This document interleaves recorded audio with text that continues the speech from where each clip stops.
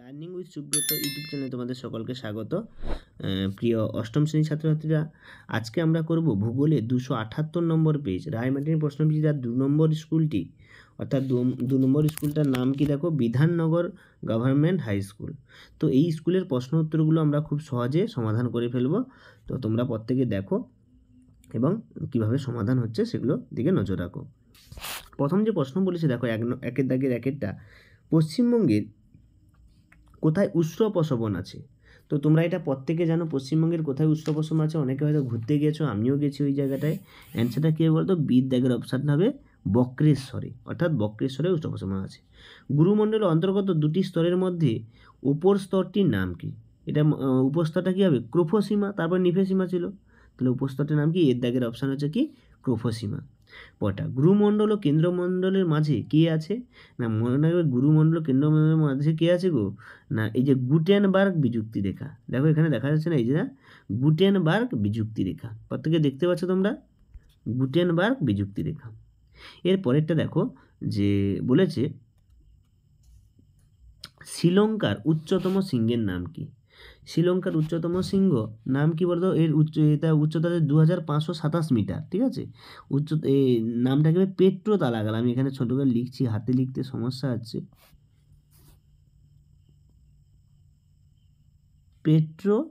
Pedro তালাগালা, তাই তো, Pedro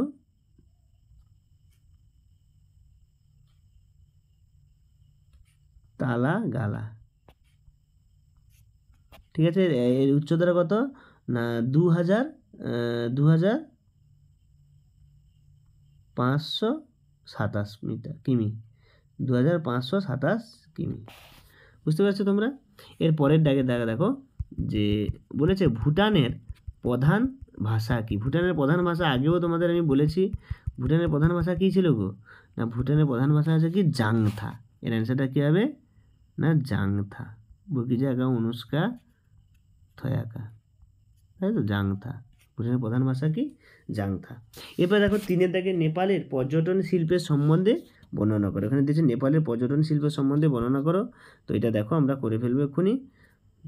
দেখো 3-এর দাগে এটা কী বলেছে, নেপালের পর্যটন শিল্প সম্বন্ধে বর্ণনা দাও। তোমরা জানো যে নেপাল পর্যটন শিল্পে উন্নত, কারণ এখানে পৃথিবীর বড় বড় যে পাহাড়গুলো আছে, পাহাড় পর্বত আছে, তার মধ্যে মানে অনেকগুলো অধিকাংশই নেপালে অবস্থিত। তো প্রথমে দেখো নেপালের প্রাকৃতিক সৌন্দর্য, এখানে প্রাকৃতিক সৌন্দর্য সম্বন্ধে দিয়েছে। দেখো তুষারাবৃত বরফ শৃঙ্গ দেখা যায়, হিমালয়ের প্রাকৃতিক সৌন্দর্য দেখা যায়, এবং পর্বতারোহণের সুবিধা, অর্থাৎ পর্বতে কারো যদি উঠতে চায়, সেখানে যদি কেউ সার্ভাইভ করতে চায় পাহাড়ের ওপরে, তো তারও সুবিধা আছে। এবং প্রাচীন স্থাপত্যের অবস্থান, বৌদ্ধ মন্দির, পশুপতিনাথ মন্দির, কপিলাবস্তু, কাঠমান্ডু, পোখরা, লুম্বিনী প্রভৃতি প্রাচীন স্থাপত্যের আকর্ষণে মানুষ নেপালে বেড়াতে আসেন। এরপরে প্রশ্ন বলছে শ্রীলঙ্কার কৃষিকাজ সম্পর্কে বর্ণনা করো। তো শ্রীলঙ্কা দেখো কৃষিকাজ, খাদ্যশস্যের মধ্যে এখানে ইক্ষু, মিলেট, ডাল, তৈলবীজ, এখানে সুন্দর করে লেখা আছে, এভাবে লিখলে ফুল নাম্বার। বাগিচা ফসলের মধ্যে থাকে চা, কফি, রবার, নারকেল, সুপারি, সিংকোনা, দারুচিনি, গোলমরিচ, লবঙ্গ, কোকো, এলাচ, জয়ফল। তোমরা জানো দারুচিনির দ্বীপ বলা হয় শ্রীলঙ্কাকে, এত পরিমাণ দারুচিনি পাওয়া যায়। ঠিক আছে, ল্যাটেরাইট মৃত্তিকা প্রচুর থাকার জন্য এইসব ফসল খুব সহজে উৎপন্ন হয়। এবং অন্যান্য ফসলের মধ্যে আছে কার্পাস, তুলো, কলা, শাকসবজি, তামাক ইত্যাদি, এবং ছোটো এলাচ। তো এরপরে 4-এর দাগের প্রশ্ন বলছে প্রাকৃতিক অনুসারে আগ্নেয়গিরি শ্রেণীবিভাগ করো এবং প্রতিটি শ্রেণীর সংজ্ঞা দাও। তো আগ্নেয়গিরি 3 প্রকার, জীবন্ত আগ্নেয়গিরি, সুপ্ত আগ্নেয়গিরি, মৃত আগ্নেয়গিরি, এখানে তোমরা জানো। তো প্রথমে জীবন্ত বা সক্রিয় আগ্নেয়গিরি এখানে দেওয়া হয়েছে, এবং মৃত এই জীবন্ত আগ্নেয়গিরি বা সক্রিয় আগ্নেয়গিরি 2 ভাগে ভাগ, অবিরাম এবং সবিরাম। এবং সুপ্ত আগ্নেয়গিরি, যে সক্রিয় আগ্নেয়গিরি, ইতালি ভিসুভিয়াস, ইতালির স্ট্রম্বোলি, হাওয়া দ্বীপপুঞ্জ, মৌনালিয়া, ভারতের ব্যারেন, এগুলো। সুপ্ত আগ্নেয়গিরির মধ্যে দেখো না, সুপ্ত আগ্নেয়গিরির মধ্যে কী কী আছে, জাপানের ফুজিয়ামা, মাউন্ট ফুজি, ইন্দোনেশিয়ার কাকরাতো প্রভৃতি। এবং মৃত আগ্নেয়গিরি এখানে দেওয়া আছে মায়ানমারের পোপো, মেক্সিকোর পারকুটিন প্রভৃতি। ঠিক আছে, এরপরে প্রশ্ন, কোন অঞ্চলগুলি ভূমিকম্প প্রবণ?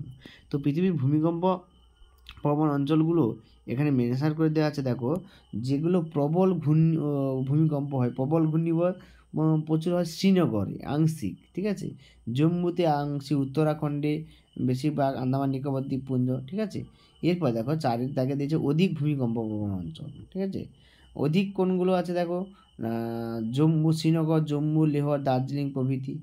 মাঝারি ভূমিকম্প কলকাতা, ভুবনেশ্বর, লখনৌ, বারাণসী এবং কি অল্প ভূমিকম্প বিশাখাপত্তনম, জামশেদপুর, রাঁচি, চেন্নাই এবং অতি অল্প সেগুলো হচ্ছে হায়দ্রাবাদ, বেঙ্গালুরু, আগ্রা, ঝাঁসি প্রভৃতি।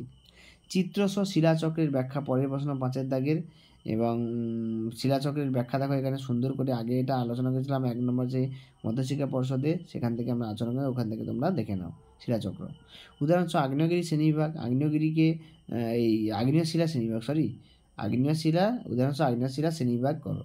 তো আগ্নেয় শিলা দেখো এখানে দেওয়া আছে আগ্নেয় শিলা কাকে বলে এবং তার প্রাথমিক শিলা এবং উদাহরণ দেওয়া আছে। তো এইখান থেকেই তোমরা ভালোভাবে করে নাও, এখান থেকেই তোমরা ফুল নাম্বার পাবে। তো আজকে আমরা 2 নম্বর সেটটা শেষ করলাম। তো আবারও বলা, যারা চ্যানেলে নতুন তোমরা সাবস্ক্রাইব করো এবং যারা পুরনো আগে থেকে আছো ভালো লাগলে লাইক করো, কমেন্ট করো এবং বন্ধুদের কাছে সাবস্ক্রাইব করো। তো আমি ভিডিওটা আরেকবার সুন্দর করে দেখিয়ে দিচ্ছি। প্রথমে নেপালের পর্যটন শিল্প, আস্তে আস্তে এখান থেকে দেখে নাও এবং তারপরে শ্রীলঙ্কার কৃষি সম্পদ, তারপরে আগ্নেয়গিরি শ্রেণীবিভাগ, সুপ্ত, সক্রিয়, জীবন্ত আগ্নেয়গিরি 3টে দেওয়া আছে, অবিরাম, সবিরাম, জীবন্ত আগ্নেয়গিরিকে। এবং শেষে দেখো ভূমিকম্প প্রবণ অঞ্চলের যে তালিকা, সেখান থেকে তালিকা দেওয়া হয়েছে এবং শেষে বলেছে শিলাচক্র এবং আগ্নেয় শিলা কাকে বলে তা সম্পর্কে লেখো। তো এই পর্যন্ত, দেখা হবে পরের ক্লাসে পরের স্কুলটা নিয়ে। তো সকলকে ধন্যবাদ, তোমরা সবাই ভালো থাকবে।